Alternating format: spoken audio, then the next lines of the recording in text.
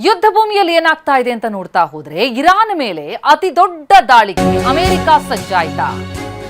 America ನೌಕಾ ಸೇನೆಗಿಂದ ಮಹತ್ವದ ಪ್ರಕಟಣೆ. ನಮ್ಮ ರಾಷ್ಟ್ರ ಒಂದು ನಿರ್ಣಾಯಕ ಕ್ಷಣದಲ್ಲಿದೆ. ಇರಾನ್ ವಿರುದ್ಧ ಸಾಮೂಹಿಕ ಹೋರಾಟ ರೂಪಿಸಬೇಕು. ಜಾಗತಿಕ ಘಟನೆಗಳ ಹಿನ್ನೆಲೆ ನಮ್ಮ ಭದ್ರತೆಗೆ ಸಿದ್ಧರಾಗಬೇಕು. ನೀವು ನಿಜವಾಗಿಯೂ ಹೋರಾಟಕ್ಕೆ ಮತ್ತು ಗೆಲ್ಲೋದಕ್ಕೆ ಸಿದ್ಧರಿದ್ದೀರಾ? ನಿಮ್ಮ ಉಪಕರಣ ತಕ್ಷಣದ ಕಾರ್ಯಾಚರಣೆಗೆ ಸಿದ್ಧವಾಗಿದೆಯೇ? ಯುದ್ಧ ಸಲಕರಣೆಗಳನ್ನ ಪ್ಯಾಕ್ ಮಾಡ್ಕೊಂಡಿದ್ದೀರಾ? ಯುದ್ಧೋಪಕರಣವನ್ನ ಎತ್ಕೊಂಡು ಚಲಿಸೋದಕ್ಕೆ ಸಿದ್ಧ ಆಗಿದೆಯೇ? ನಿಮ್ಮ ಕುಟುಂಬಕ್ಕೆ ಮಾನಸಿಕವಾಗಿ ಧೈರ್ಯ ತುಂಬಿದ್ದೀರಾ? ಅಮೆರಿಕ ನೌಕಾಪಡೆಯ ಲೆಫ್ಟಿನೆಂಟ್ ಜನರಲ್ ಬರೆದಂತಹ ಪತ್ರ ಇದು. ಈ ಸಂದೇಶ ದಾಳಿಯ ತೀವ್ರತೆಯನ್ನು ಸೂಚಿಸ್ತಾ ಇದೆಯಾ? ಅಮೆರಿಕ ನೌಕಾಪಡೆಯ ಲೆಫ್ಟಿನೆಂಟ್ ಜನರಲ್ ಪತ್ರ ಬರೆದಿದ್ದಾರೆ. ಅಮೆರಿಕದ 500 ಸೈನಿಕರಿಗೆ ಹಾನಿಯಾಗಿದೆ ಎನ್ನುವುದು ಸುಳ್ಳು ಸುದ್ದಿ.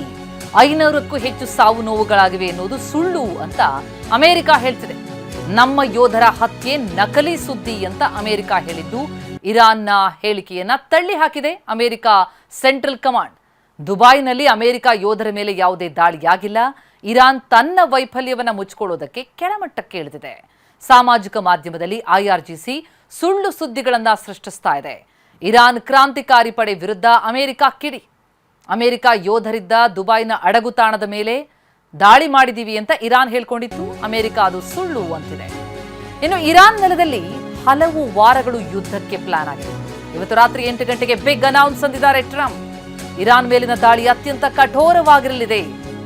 ಫಾಕ್ಸ್ ನ್ಯೂಸ್ನಲ್ಲಿ ಮಾರ್ಕ್ ಲೆವೆನ್ ಸಂದರ್ಶನವನ್ನ ವೀಕ್ಷಿಸಿ. ಇರಾನ್ ಮೇಲೆ ದಾಳಿ ಯಾಕೆ ಅನ್ನೋದಕ್ಕೆ ರಾತ್ರಿ ಉತ್ತರ ಸಿಗುತ್ತೆ. ಸಾಮಾಜಿಕ ಜಾಲತಾಣ ಟ್ರೂತ್ನಲ್ಲಿ ಡೊನಾಲ್ಡ್ ಟ್ರಂಪ್ ಉಲ್ಲೇಖ. ಯುದ್ಧ ನಿಲ್ಲಿಸೋದಕ್ಕೆ ಪಾಕಿಸ್ತಾನದಲ್ಲಿ ಸಂಧಾನ ಮಾತುಕತೆ. ಸೌದಿ ಅರೇಬಿಯಾ, ಟರ್ಕಿ, ಈಜಿಪ್ಟ್ ದೇಶಗಳು ಇದಕ್ಕೆ ಮಧ್ಯಸ್ಥಿಕೆಯನ್ನು ವಹಿಸ್ತಾ ಇವೆ. ಇಸ್ಲಾಮಾಬಾದ್ಗೆ 3 ದೇಶಗಳ ವಿದೇಶಾಂಗ ಸಚಿವರು ಎಂಟ್ರಿ ಕೊಟ್ಟಿದ್ದಾರೆ. ಸೌದಿ ಅರೇಬಿಯಾ, ಟರ್ಕಿ, ಈಜಿಪ್ಟ್ನ ವಿದೇಶಾಂಗ ಸಚಿವರುಗಳು